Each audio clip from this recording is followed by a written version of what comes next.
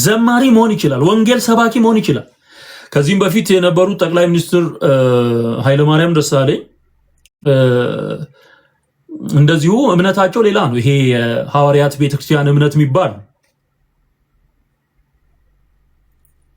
በራሳቸው ቤተ እምነት ሄደው ሲያመልኩ ተመልክተናል። ረጅም ዘመን ተመልክተናል እና ልክ ኢትዮጵያ ሲመጣ ነገሮች በተለይም ከጴንጤ ጋር ሲያያዝ ማለት ነው ወጋው በጌታ በኢየሱስ በተለይ ከጴንጤ ጋር ወይም ደግሞ ወንጌል አማኝ ጋር የተገናኘ ነገር ሲሆን ሚንጨረጨር መንፈስ አለ። በቃ ፖለቲካውን ምኑን አብሮ የሚያቦካ ኢየሱስ ጌታ ነው። ኢትስ ኖት ፖለቲክስ። ይሄ የእምነት አቋም በማንም ቢነገር ሚዛን የሚደፋ እውነት ነው። ኢየሱስ ጌታ። ከዚህም በፊት በቀጠና 2 ሙሉ ወንጌል በሌሎችም አብያተ ክርስቲያናት የተለያዩ የአምልኮ ፕሮግራሞች ሲዘጋጁ ከሴኩሪቲ አንፃር ባይነገርም ሄደው ሲያገለግሉ እናያለን። አገር የሚመሩ ሰዎች የትኛውም ፖዚሽን ላይ ይገኙ፣ የትኛውም አይነት የስልጣን እርከን ላይ ይቀመጡ፣ ጌታ አላቸው። ሃሌሉያ! ንጉስ አላቸው፣ ገዢ አላቸው። ገዢ አላቸው። ይሄ ገዢ ይሄ ንጉሳቸው ኢየሱስ ይባላል።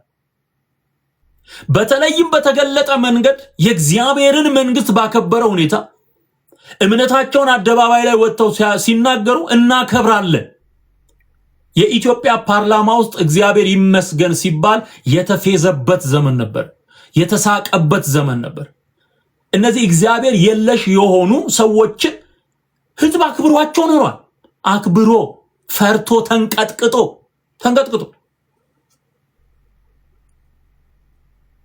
ጴንጤ ሲሆን ደግሞ የመጨረሻ እንትኑ ነው። በቃ ይሄ የለመደው ለረጅም ዓመት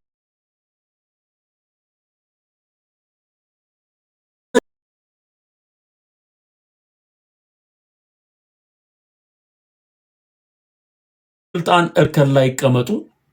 ከጠቅላይ ሚኒስትር ዶክተር አብይ ጀምሮ በየትኛውም የሚኒስትር መስሪያ ቤት ውስጥ ያሉ በየትኛውም የስልጣን እርከን ላይ ያሉ ሁሉ የተለያየ አይነት ነው ሪሊጅናቸው፣ ሃይማኖታቸው የተለያየ አይነት ነው።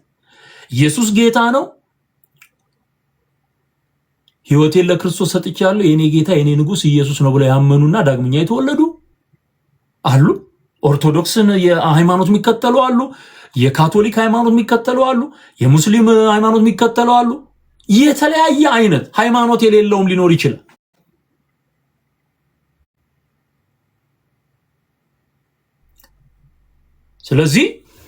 ስለዚህ ጉዳይ ስናወራ በሌላ አረዳድና በሌላ መንፈስ የሚገለጡ ሰዎች፣ ሌላ ነገር የሚያስቡ ሰዎች በቃ የተመታ መንፈስ ነው። ይሄ ምንም ልታደርገው አትችልም።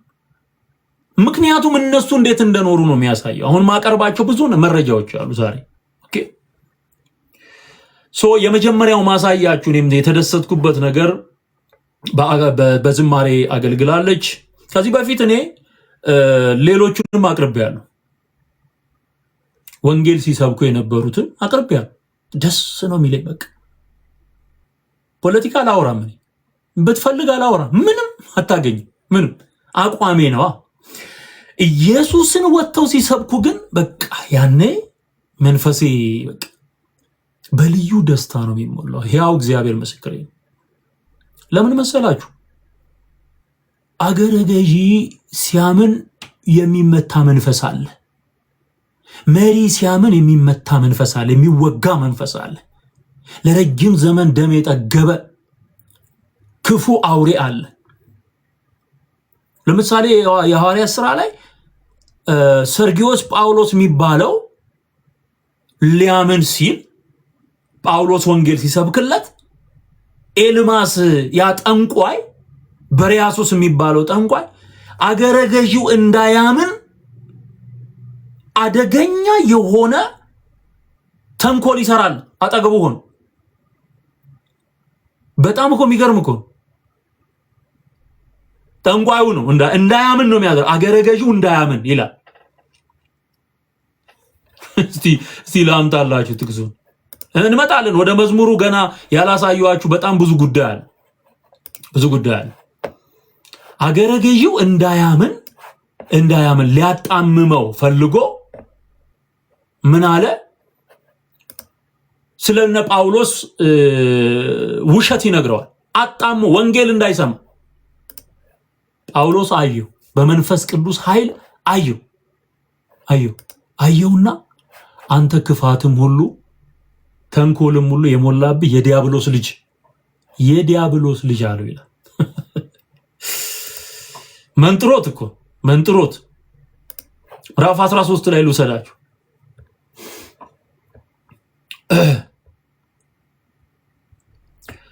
ይኸውላችሁ ምዕራፍ 13 የሐዋርያት ሥራ ምዕራፍ 13 ላይ እዚህ ጋር አምጣላችሁ እንትኑን አለ። የጠማማ መንፈስ ከባድ ነው። በቃ ይሄ አገረ ገዢው እንዳያምን ይላል። ለምን አገር የሚገዙ ሰዎች ሲያምኑ አገር ያምናል። አብሮ አገር ያምናል። ነገስታቱ ኦርቶዶክሳውያን ሆነው በኖሩበት ዘመን ኦርቶዶክሳውያን በጣም ብዙ ቁጥር ነበር።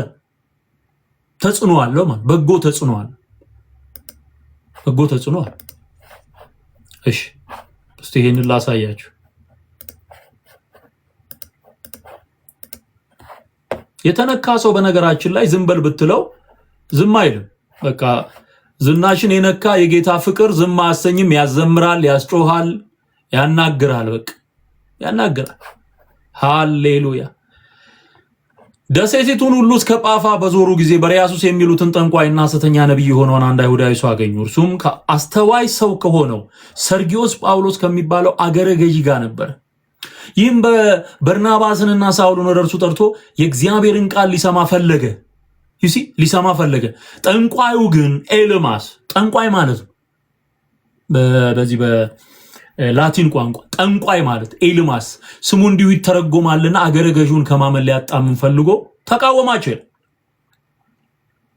ጳውሎስ የተባለው ሳውል ግን መንፈስ ቅዱስን ተሞልቶ ትኩር ብሎ ሲመለከተው አየው መንፈሱ አንተ ተንኮል ሁሉ ክፋትም ሁሉ የሞላብህ የዲያብሎስ ልጅ የጽድቅም ሁሉ ጠላት የቀናውን የጌታን መንገድ ከማጣመም አታርፍምን? አሁንም እነሆ የጌታ እጅ ባንተ ላይ ናት፣ እውርም ትሆናለህ፣ እስከ ጊዜውም ፀሐይን አታይም አለ። ያን ጊዜ ጭጋግና ጨለማ ወደቀበት፣ በእጁም የሚመራውን እየዞረ ፈለገ። የሚገርም እኮ እግዚአብሔር ቀጣው ፊት ለፊት። አገረ ገዢው ካመነ በጠንቋዩ ውስጥ ያለው ስፒሪት አገሩን ሲገዛ በሱ በኩል አድርጎ አገሩን ሲገዛ የኖረ የጠንቋይ ስፒሪት አገር ሊቆጣጠር ነው። ስለዚህ አሁን ወንጌል ሲገለጥና አገረ ገዢው ካመነ ደግሞ የእግዚአብሔር መንፈስና የክርስቶስ ወንጌል ምድሪቱን ሊቆጣጠር ነው። ገዢዎች ላይ አገራት ላይ ተመድቦ የሚሰራ የጠንቋይ የደጋሚ አስማተኛ የሲኦል መላእክተኛ ስፒሪት በሚገርም ሁኔታ ነው የሚሰራው። በሚገርም ሁኔታ በየአገራቱ የተሾሙ አሉ። በነገራችን ላይ ስልጣናት አለቆች ምናምን የሚባሉት ይሄ የወደቁት መላእክት ዘንዶ ከሰማይ ሲጣል የሰማይን ከዋክብት ሲሶ እየሳበ ወደ ምድር ጣላቸው ይላል። ወደ ምድር ሲወድቅ ይዞ የወደቀው ብዙ መላእክት አሉ። እነዛ ርኩሳን መናፍስት ተብለው ይጠራሉ። እነዚህ ርኩሳን መናፍስት በየስፍራው በተሰጣቸው ስትራቴጂ በገዢዎች በነገስታት ላይ በአገራት ላይ ምናምን የሚሰሩ ናቸው። ሰዎች ወደ ክርስቶስ ካልመጡ እነሱ ላይ የሚሰራው መንፈስ እነዚህ አገርን በሚገዙ መናፍስት በኩል የሚመጣው ስፒሪት ነው የሚገዛው። ስለዚህ ሰርጊዮስ ጳውሎስ እንዳያምን ይቃወማቸው ነበር። ኤልማስ የሚባለው ጠንቋይ እንዲህ አይነት አሰራር አለ። ግን የሚገርማችሁ እዚሁ ላይ ምዕራፍ 13 ከቁጥር 1 ጀምሮ ስታነቡ ደግሞ በቤተ መንግስት ውስጥ የእግዚአብሔር መንግስት ስራ እንደተሰራና የዳኑ ሰዎች እንደነበሩ በአንጾኪያ ባለችው ቤተክርስቲያን ነቢያትና መምህራን ነበሩ ብሎ ይጀምራል። ተመልከቱ። እነርሱም በርናባስ፣ ኔጌር የተባለው ስምዖንም፣ የቀሬናው ሉኪዮስም፣ የአራተኛው ክፍል ገዢ የሄሮድስም ባለሟል ምናሄ፣ ሳውልም ነበሩ። የሄሮድስ አራተኛው ገዢ ሄሮድስ የሱ ልዑካ ወይም ደግሞ ትልልቅ ሚኒስትሮች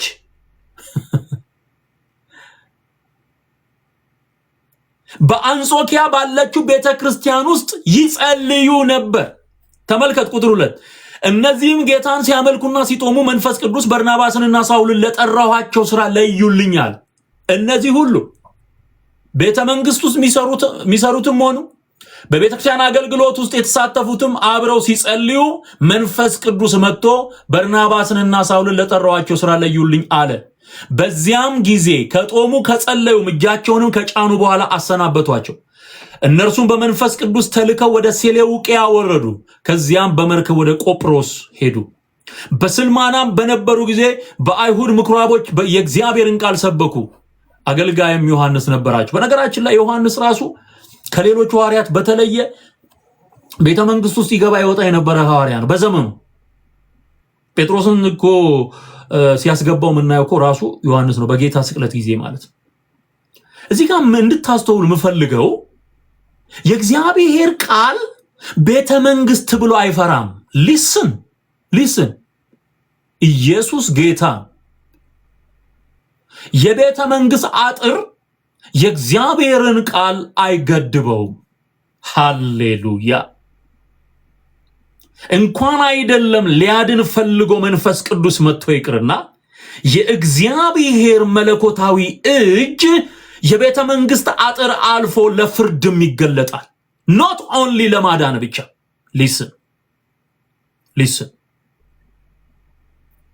ማኔ ቴቄል ፋሬስ ብላ የጻፈችው የእሳት እጅ በዳንኤል መጽሐፍ ላይ የተጠቀሰችው እጅ የቤተ መንግስት አጥር አልከለላት።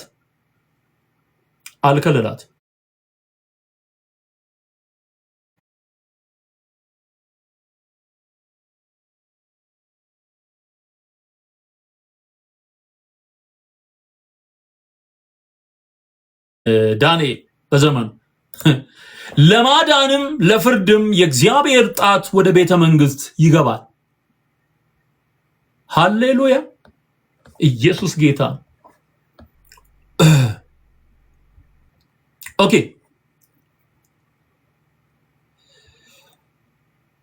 ተመልከቱ ምዕራፍ 5 ትንቢተ ዳንኤል ምዕራፍ 5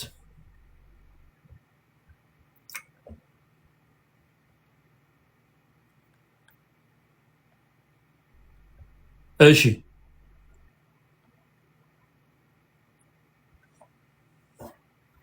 እንግዲህ ንጉሱ ያየው ነገር አለ። ንጉሱ የእግዚአብሔርን እጅና የእግዚአብሔርን መንፈስ የእግዚአብሔርን ጣት የእግዚአብሔርን እጅ ሊያስቆም አይችልም። የትኛውም ምድራዊ ኃይል የእግዚአብሔርን መለኮታዊ ኃይል ሊያስቆመው አይችልም።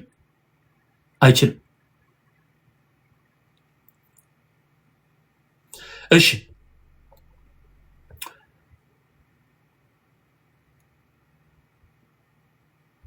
የወይን ጠጅም እየጠጡ ከወርቅና ከብር ከናስ ከብረት ከእንጨት ከድንጋይ የተሰሩትን አማልክት አመሰገኑ ይላል። በዚያም ሰዓት የሰው እጅ ጣቶች ወጥተው በንጉሱ ቤት በተለሰነው ግንብ ላይ በመቅረዙ አንጻር ጻፉ። ንጉሱም የሚጽፉትን ጣቶች አየ። በዚያን ጊዜ የንጉሱ ፊት ተለወጠበት፣ ሐሳቡም አስቸገረው። የወገቡም ጅማቶች ተፈቱ፣ ጉልበቶቹም ተብረከረኩ። ንጉሱማ ከአስማተኞችንና ከለዳውያኑን ቃላተኞችንም ያገቡ ዘንድ በታላቅ ድምፅ ጮኸ። ንጉሱም የባቢሎንን ጠቢባን ይህንን ጽፈት ያነበበ ፍቹንም ያሳየኝ ሐምራዊ ግምጃ ይለብሳል፣ የወርቅም ማርዳ በአንገቱ ዙሪያ ይሆንለታል፣ በመንግስትም ላይ ሶስተኛ ገዢ ይሆናል ብሎ ተናገረ። ከዛ በኋላ በጣም ብዙ ሰዎች መጥተዋል፣ አልቻሉም። ንጉሱም ብልጣሶር እጅግ ደነገጠ፣ ፊቱም ተለወጠበት፣ መኳንንቶቹም ተደናገጡ። ንግስቲቱም ስለ ንጉሱና ስለ መኳንንቱ ቃል ወደ ግብዣ ቤት ገባች። ንግስቲቱም ተናገረች እንዲህ ማለች፣ ንጉሶ ሺህ ዓመት ንገስ፣ ሐሳብህ አያስቸግር፣ ፊትም አይለወጥ። የቅዱሳን አማልክት መንፈስ ያለበት ሰው በመንግስት ውስጥ አለ። በአባትም ዘመን እንደ አማልክት ጥበብ ያለ ጥበብና ማስተዋል እውቀትም ተገኘበት። አባት ንጉሱ ናቡከደነጾር የህልም ተርጓሚዎችና የአስማተኞች የከለዳውያንና የቃላተኞች አለቃ አደረገው። መልካም መንፈስ እውቀትም ማስተዋልም ህልምንም መተርጎም እንቆቅልሽንም መግለጥ የተቋጠረውንም መፍታት ንጉሱ ስሙን ብልጣሶር ብሎ በሰየመው በዳንኤል ዘንድ ተገኝቷል ብላ ዳንኤልን ጠቆመች።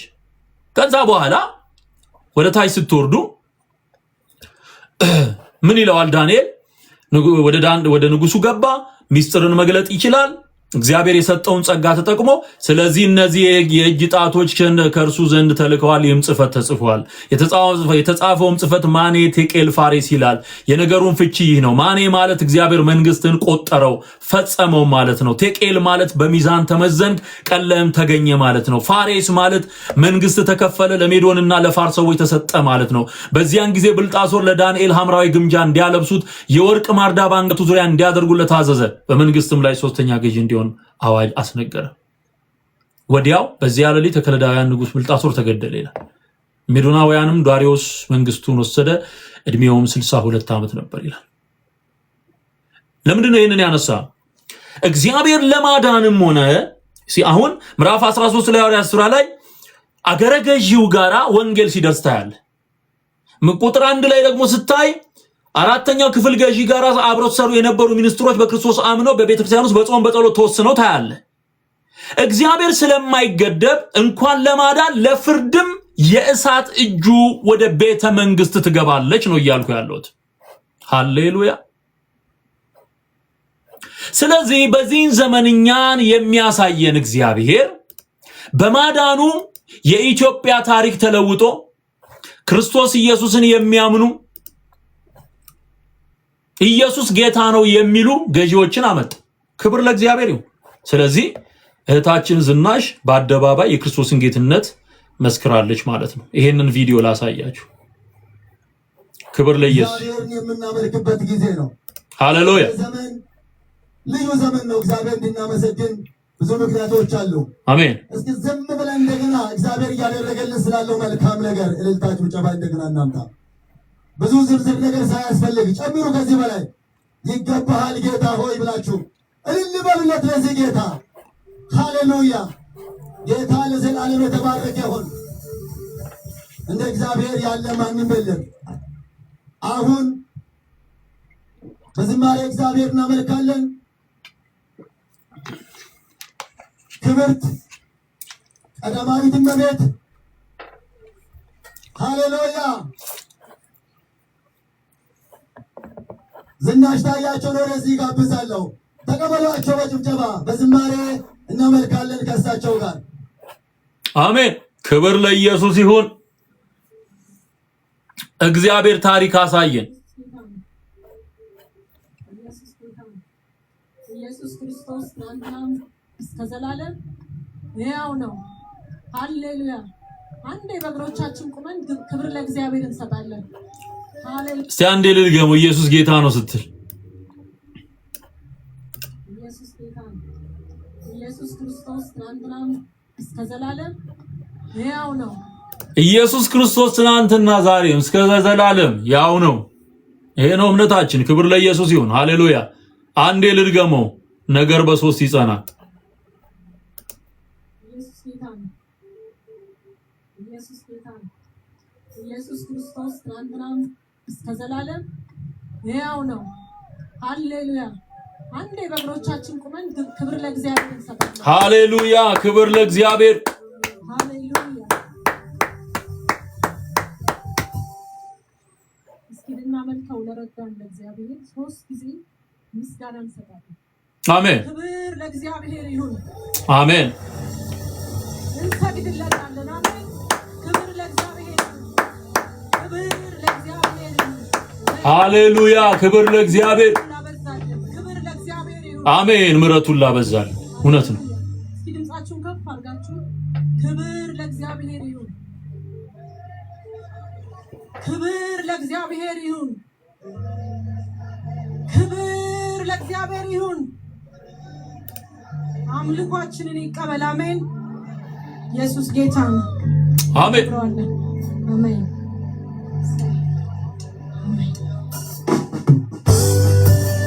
ሃሌሉያ።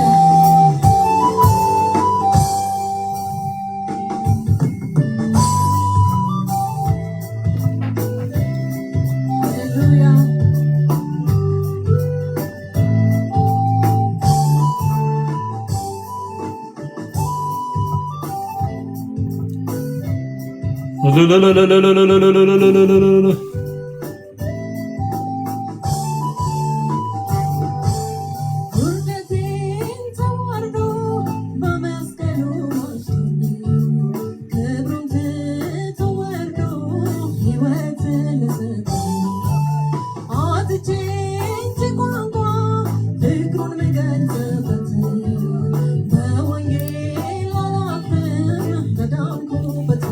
ሃሌሉያ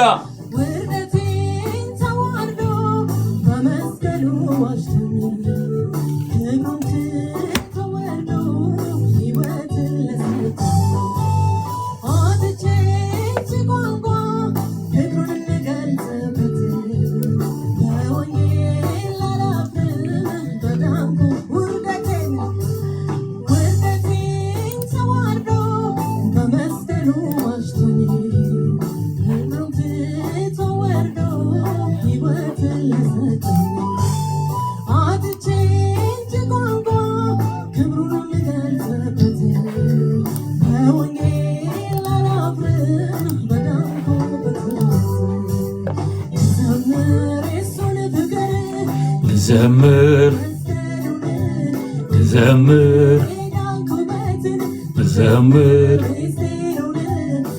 ድናል አሜን ሃሌሉያ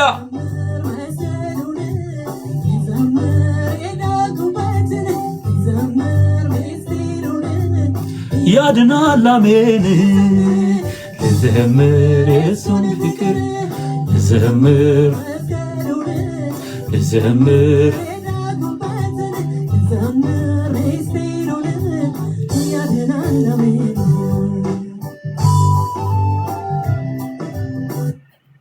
ሃሌሉያ ክብር ለእግዚአብሔር ይሁን። ይሄ ከአዲሱ ዝማሬ አልበም ላይ ሰሞኑን የወጣው የዘማሪት ዝናሽ ታያቸው ቁጥር 3 አልበም ላይ መጠሪያው ልዘምር የመጠሪያው አልበሙ የተጠራበት ዋናው ዝማሬ ነው እና በወንጌል አላፍርም ነው የሚለው ኢየሱስ ጌታ ሃሌሉያ። ይሄ ስልጣንና ፖዚሽን ያልሸፈነው ክርስትና ኦኬ። ብዙ ጊዜ ስትመለከቱ ክርስትና የገባቸው እንኳን ግን በገዢነት ስፍራ ላይ የተቀመጡ ከፖዚሽናቸው የተነሳ የሚደብቁት ነገር አለ፣ በይሉንታም ይሁን በፍራቻም ይሁን። ነገር ግን ደፍሮ የክርስቶስ ኢየሱስን እውነት ፊት ለፊት መናገርና መመስከር ይሄ መታደል መባረክ ነው። ጌታ ኢየሱስ ይባርክሽ ዝም ጌታ ኢየሱስ ይባርክሽ፣ ጸጋውን ያብዛልሽ። በጣም ብዙ የሚጸልዩ ወገኖች አሉ። ይሄንን ማየት ይፈልጉ የነበሩ አባቶች አልፈዋል። አንዳንዶች አልፈዋል ሳያዩ ትንቢት ተናግረው ያለፉ አሉ። እንዲህ አይነት ዘመን እንደሚመጣ እግዚአብሔር ገልጦላቸው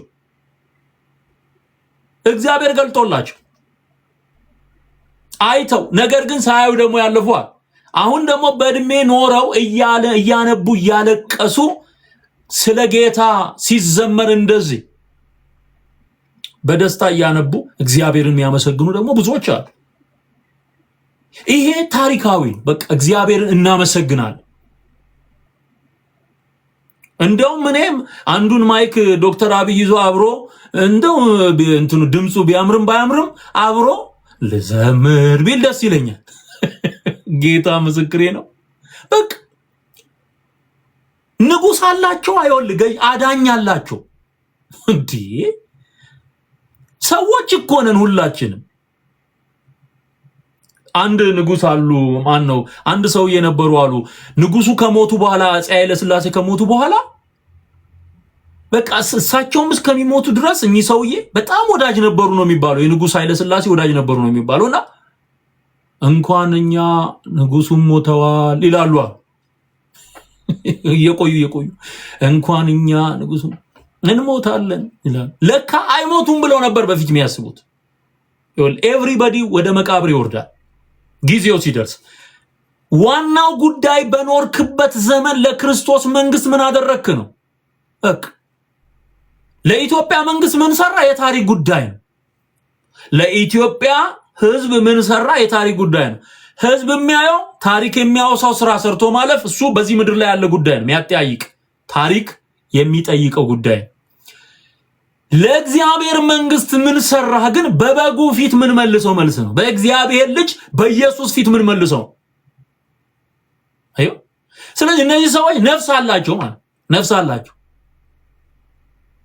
ኢየሱስን ይወዳሉ፣ የእግዚአብሔርን መንግስትም ያገለግላሉ ማለት ነው። ስለዚህ ጴንጤስ እንደዚህ ሲያደርግ የሚንጨረጨር መንፈስ ሲጀመር ታሪክን ማዋቂ አይደለም። እውነት ለመናገር እንደ ሀገር እንኳን ካየነው ታሪክ አዋቂም አይደለም። አንድ ቪዲዮ ልጨምርላችሁና ከዛ በኋላ ደግሞ ከታሪክ አንፃር አንዳንድ ማነሳቸው ነጥቦች አሉ። አፄ ኃይለ ሥላሴ እንዴት ነበር በኦርቶዶክስ ቤተ እምነት በአክብሮት ዙፋን ተቀምጦላቸው ሊያስቀድሱ ሲገቡ ሲወጡ በሚያስገርም ክብር ዙፋናቸው እስካሁን በኢትዮጵያ ኦርቶዶክስ ቤተ እምነት ውስጥ በካቴድራል ውስጥ አለ። በተለይ 4 ኪሎ ሥላሴ ሌሎችም እሳቸው ያሰሯቸው በእሳቸው ዘመን ያሰሯቸው አብያተ ክርስቲያናት አሉ። ንጉሱ በጣም በሚገርም ክብር ነው ቤተክርስቲያኒቱ የምታከብራቸው የነበረው። የንጉሱ እምነት ኦርቶዶክስ ክርስቲያኒት ስለነበር ማለት ነው። አሁን እንደዚህ በዚህ ዘመን ደግሞ ዶክተር አብይም ቀዳማዊት እመቤት ዝናሽም እንደዚሁም ደግሞ በተለያየ የስልጣን ደረጃ ያሉ ሰዎች ክርስቲያን መሆናቸው ጴንጤ መሆናቸው በተለምዶ እንደሚባለው ወይም ደግሞ የወንጌል አማኝ መሆናቸው ሰው ሊከፋው አያስፈልግም። ኢትዮጵያዊነት ራሱ በሚለው ቅርጽ ከወሰድነው ነውር ነው። ማጣጣል የሰውን ከሌላ ጉዳይ ጋር ማብኳት እምነትን ትክክል አይደለም። እና ዘምራ ነው የወረደችው።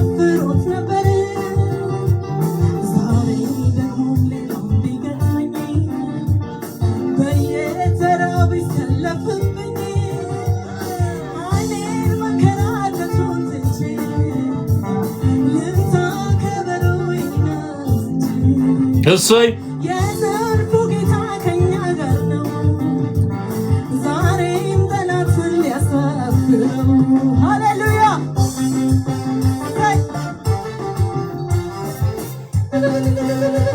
ሃሌሉያ።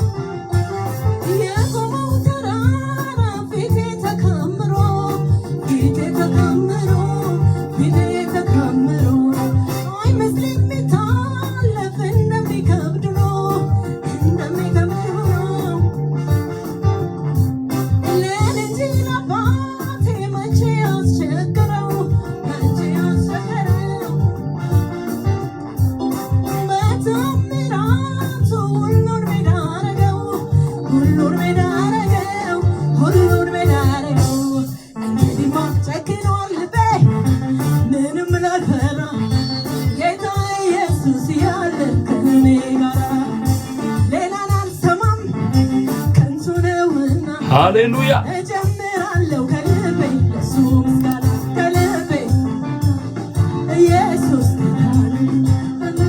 ሃሌሉያ ሃሌሉያ። ክብር ለእግዚአብሔር ይሁን። ኢየሱስ ጌታ ነውና ከልቤ ላምጣ ምስጋና። አሜን። እንዲህ ባለ መንገድ ለምትወደው ጌታ በመታመን በአደባባይ ምስክርነቷን ገልጣለች ማለት ነው። በሰው ፊት የሚመሰክርልኝ አለ ጌታ ኢየሱስ በሰማይ በአባቴ ፊት እኔ ደግሞ እመሰክርለታለሁ። እስቲ ማቴዎስ ወንጌል ምዕራፍ 10ን ላውጣና እናንብበው ምን እንደሚል። ክብር ሁሉ ለእግዚአብሔር ይሁን። ሃሌሉያ። ምስክርነት ነው። ክርስትና ኳሊፊኬሽኑ አንዱ መመስከር መቻል ነው። የሰው ፊት ሳያዩ በቃ ለእግዚአብሔር ክብር በመገዛት መመስከር በቃ። እሺ ማቴዎስ ወንጌል ምዕራፍ 10 ቁጥር 32ን ተመልከቱልኝ። እዚህ ጋር ምን ይላል? ቁጥር 32 ስለዚህ በሰው ፊት ለሚመሰክርልኝ ሁሉ እኔ ደግሞ በሰማያት ባለው በአባቴ ፊት እመሰክርለታለሁ። በማን ፊት? በሰው ፊት። ጉዳዩ በሰው ፊት ቆሞ መናገር ነው። እምነትን ሳይሸሽጉ መናገር ነው። ኦኬ መናገር ነው።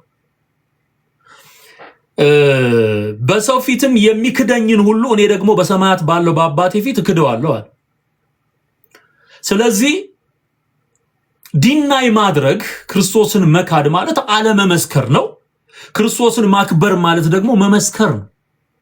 በቃ በነጭና በጥቁር የተቀመጠው እውነት ነው። ስለዚህ እግዚአብሔርን አክብራ ስትዘምር፣ እግዚአብሔርን አክብራ ኢየሱስ ጌታ ነው ስትል፣ ምክንያቱም የእግዚአብሔር መንፈስ ካረዳው በስተቀር ማንም ኢየሱስ ጌታ ነው ብሎ ሊናገር አይችልም ይላል መጽሐፍ ቆሮንቶስ 12 ላይ። ምስክርነቱ ከመንፈስ ቅዱስ ኃይል የተነሳ የሚመጣ እንዴ። ኢትዮጵያ ትቅደም እያለ ሲፎክር አልነበር እንዴ? ስንት ዘመን የፎከረውም የለም ያስፎከሩትም የሉም። የለም እግዚአብሔር የለም ስላለ የለም። እግዚአብሔር የለሽ የሆኑ ሰዎች ኢትዮጵያን መርተዋል። እኔ በጣም የሚገርመኝ ነገር ማለት አሁን ጴንጤ ላይ የሆነ ያጉረጠረጠውን መንፈስ ስታይ እርግጥ ነው ችግሮች ይኖራሉ። ባይዘው ችግሮች ይኖራሉ። ችግር የለም አልልም። እኔ ጨለምተኛ አይደለም። የሚታዩ ችግሮች አሉ። በሂደት የሚፈቱ ያልተፈቱ ችግሮች አሉ። ጦርነት ድሮም ነበር አሁንም አለ። ረሃብ ድሮም ነበር አሁንም አለ። እስከሚፈታ ድረስ ዘመን ይፈጃል። ክፍፍል ድሮም ነበር አሁንም አለ። ምንም አዲስ ነገር የለም በዚህ ምድር ላይ ምንም። አዲሱ ኢየሱስ ማለዳ ማለዳ አዲስ በቃ ፋሽን ሆኖ የማያልፈው የአንደበታችን አዋጅ ኢየሱስ ጌታ።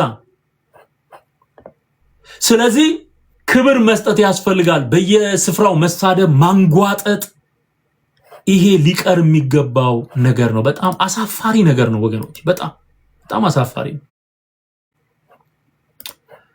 መከባበርን የመሰለ ነገር የለም። ኦኬ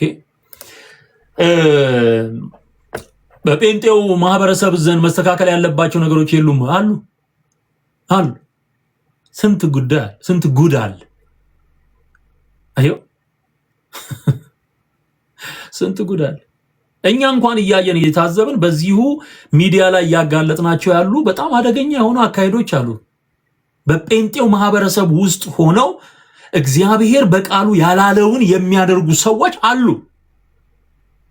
ስተት የሚሰሩ ሰዎች አሉ። ያንን መቃወም ተገቢ ነው። ነገር ግን ኢየሱስ እውነት ነው።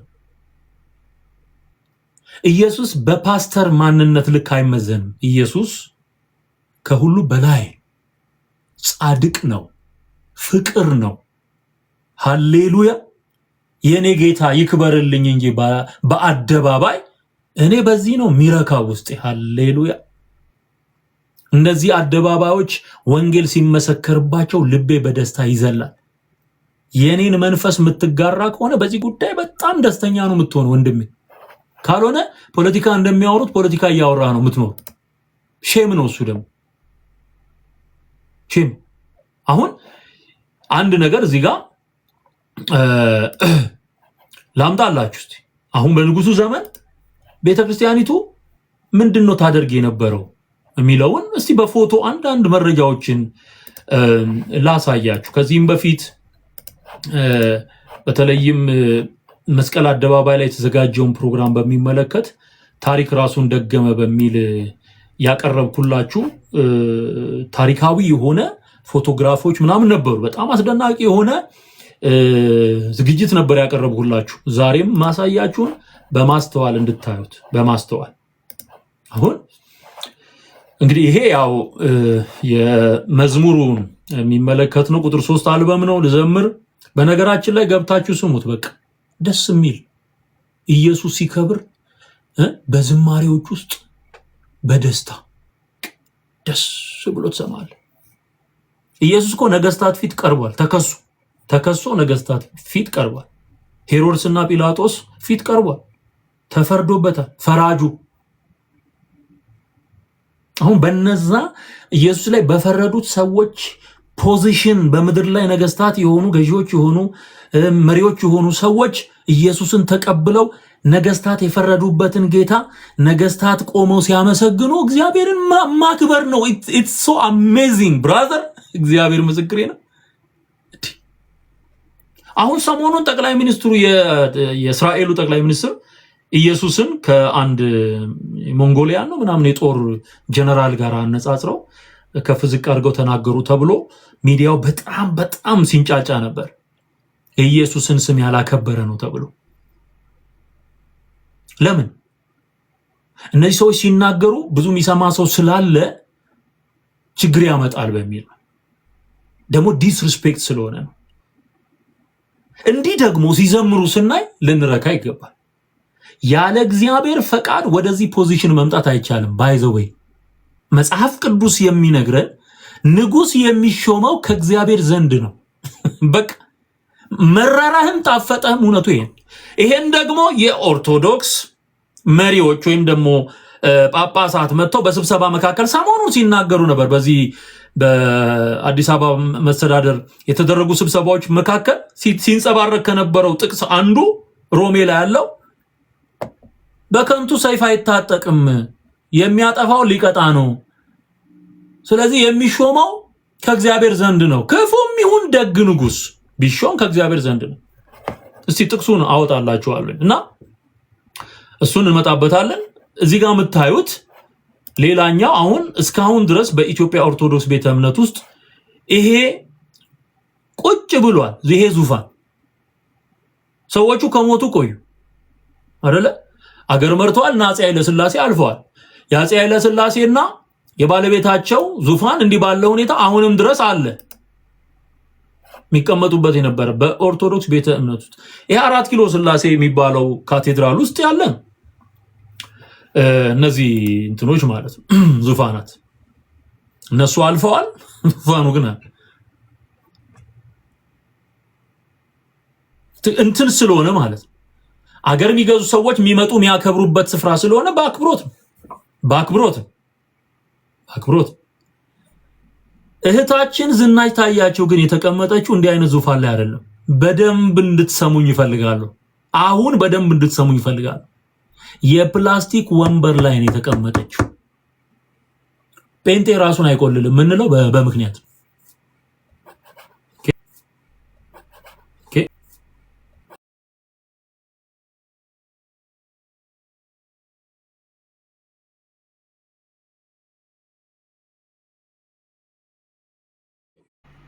የነጠላዋ የተቀመጠበት ቦታ ተመልከቱ።